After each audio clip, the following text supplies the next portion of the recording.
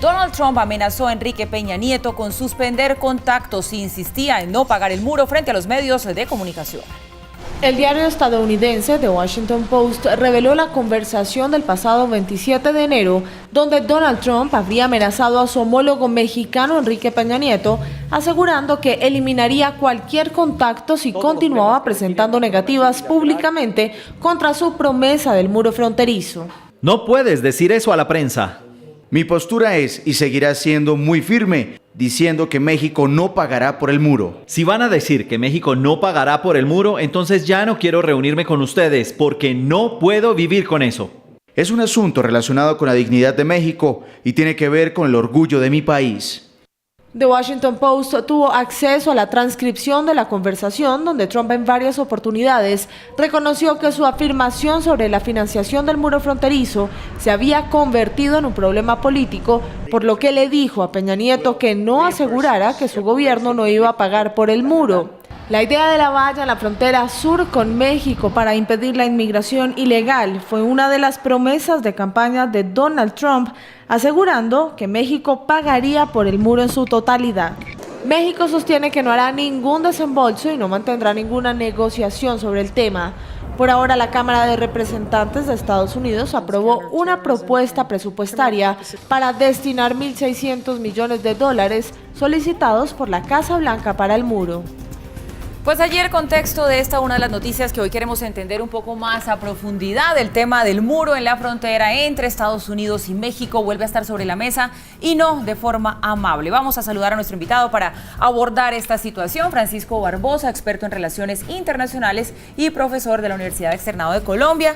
Francisco, bienvenido, buenas noches. Buenas noches y muchísimas gracias por esta invitación. Estaba usted muy perdido, pero ha regresado para hablar con nosotros de estos temas. Bueno, he regresado para hablar de todos estos temas y ya hace unos días estuve en México sobre todo y pude ver en diferentes estados un poco la tensión que se vive con este tema. ¿Cuál es la percepción de la gente? Empecemos por ahí, ya nos metemos de lleno en lo que dice esta información que conocemos. Yo creo que el próximo año, como en Colombia, va a haber elecciones presidenciales en México y definitivamente el tema de Estados Unidos, el tema del muro, de la relación tan difícil que tiene con los Estados Unidos, pues está en la mesa y por supuesto que hay un candidato de izquierda que es López Obrador, que ha sido un candidato que ha perdido históricamente, una persona que ha estado muy enmarcada en lo que se denomina la revolución bolivariana y está generando una simpatía muy importante en los mexicanos porque obviamente se han encerrado en esa órbita nacionalista contra los norteamericanos y recordemos que la situación es muy compleja y el próximo año incluso están hablando de un frente amplio político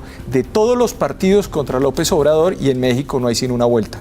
Entonces creo que así como en Colombia el próximo año hay elecciones, así como en Brasil también se va a definir una cosa muy importante, en México pues va a ser capital porque lo último que podría hacer Trump digamos catastrófico en México sería pues elegir a López Obrador, que pues eso generaría incluso una posible ruptura de relaciones diplomáticas con Estados Unidos. Imagínense, y en lo que vamos hoy es en que se conoce pues el contenido de esta llamada gracias a la transcripción que hace de ella el Washington Post de una conversación que tuvieron estos dos jefes de Estado en enero cuando Donald Trump había acabado de llegar a la presidencia y prácticamente lo que hizo fue amenazar a Peña Nieto diciéndole no siga diciendo ante los medios de comunicación que usted no va a pagar el muro porque rompemos relaciones. Primera pregunta, ¿es legal lo que hizo el Washington Post? ¿Este tema de filtrar conversaciones de jefe de Estado o se puede meter este medio de comunicación en un problema serio? Bueno, digamos en Estados Unidos hay una tendencia ya que la Corte Suprema de Justicia en la jurisprudencia ha avalado como válida dentro de la libertad de expresión. Recordemos que en los años 60, finales de los 60, se filtraron unos documentos por parte del New York Times, unos documentos de seguridad que generó uno de los casos más sonados en la jurisprudencia norteamericana. ¿Y qué dijeron allá? La libertad de expresión se protege, es una cláusula de la Constitución. Luego yo no temería que exista un ataque, digamos, contra el medio de comunicación, porque en Estados Unidos ese es un tema que está tremendamente protegido.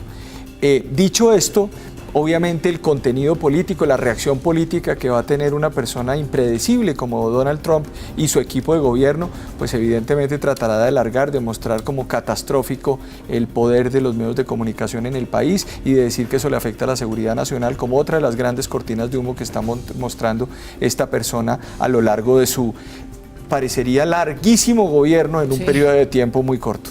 Bueno, pero más allá de esa información que conocemos hoy, pues se revela sobre lo que conversaron estos dos jefes de Estado. La verdad es que Donald Trump pues nunca ha desistido de su idea del muro. ¿Qué margen de maniobra y de manejo le queda al presidente Peña Nieto lidiando, para usarlo en términos coloquiales, con un líder tan atípico como es Donald Trump, que es un personaje explosivo, que no es diplomático, que actúa a veces a la ligera y que termina incluso amenazando? Pues mire, lo que está generando es que pues Peña Nieto en este momento no puede moverse de lo que dice en esa conversación.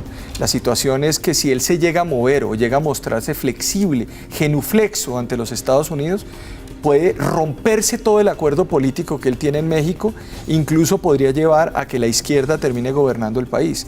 Entonces, la situación es muy tensa para Peña Nieto, no creo que se vaya a mover con facilidad hacia los argumentos de Trump. Recordemos, y es importante decirle a la audiencia, que Estados Unidos y México tienen una relación muy compleja. Estados Unidos le robó 3 millones de kilómetros cuadrados a los mexicanos en el siglo XIX. Estados Unidos tiene una relación de agresión histórica con México. Allá se puso la bandera de los Estados Unidos en el Zócalo de la Ciudad de México a mediados del siglo XIX. Es decir, la relación es muy tensa, pero es una relación que al mismo tiempo que es tensa, es muy frágil por la cantidad de lazos que existen entre los dos países. Hoy existe, para ponerlo en contextos económicos, 25.000 millones de dólares se enviaron el año pasado de remesas de Estados Unidos hacia México. Hacia México. Es decir, hay más de 10 millones de mexicanos en los Estados Unidos. Pero mire, Francisco, ya que toca usted ese tema de las relaciones históricas, permítame que lo interrumpa porque creo que esto es pertinente. Uno a simple vista podría concluir que necesita más México a Estados Unidos que viceversa. ¿En la realidad eso es así? ¿De qué cosas se beneficia Estados Unidos de México y México de Estados Unidos? Yo creo que de todo se beneficia Estados Unidos. Estados Unidos...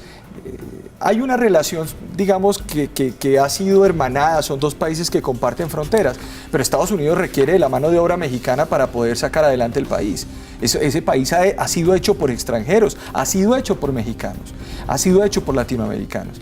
Al mismo tiempo es un país que hoy tiene, como dice Trump, 600.000 millones de dólares de déficit en el Tratado de Libre Comercio, pero esos 600.000 millones de dólares no son porque los mexicanos producen más y le envían más a Estados Unidos, es porque toda la industria norteamericana se ubica en territorio mexicano para producir más barato y poder enviarle productos más baratos a los consumidores norteamericanos. Si se rompe el Tratado de Libre Comercio, todas esas empresas tienen que salir hacia Estados Unidos, claro, instalarse, y la producción de cualquier producto en los Estados Unidos va a triplicarse en ese mercado, y los consumidores norteamericanos son quienes se afectan. Los grandes carros de marca no los están comprando en México, los están comprando en Estados Unidos, y por supuesto beneficia al empleo mexicano, es cierto, pero se beneficia a Estados Unidos muchísimo.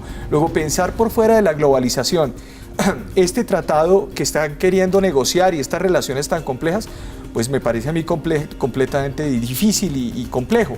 Hoy mismo, el canciller Videgaray, que es la persona encargada de renegociar el Tratado de Libre Comercio, dijo: yo no me postulo a la presidencia de México el próximo año, sino que voy a liderar un equipo de negociación donde no vamos a ceder en temas de aranceles y en temas de un árbitro internacional para que pueda existir, digamos, que resuelva los problemas que existen entre los norteamericanos y nosotros, y los mexicanos. En ese orden de ideas, creo que el asunto es bastante complejo y va a afectar estas relaciones si no se toman con seriedad, digamos, lo que se viene.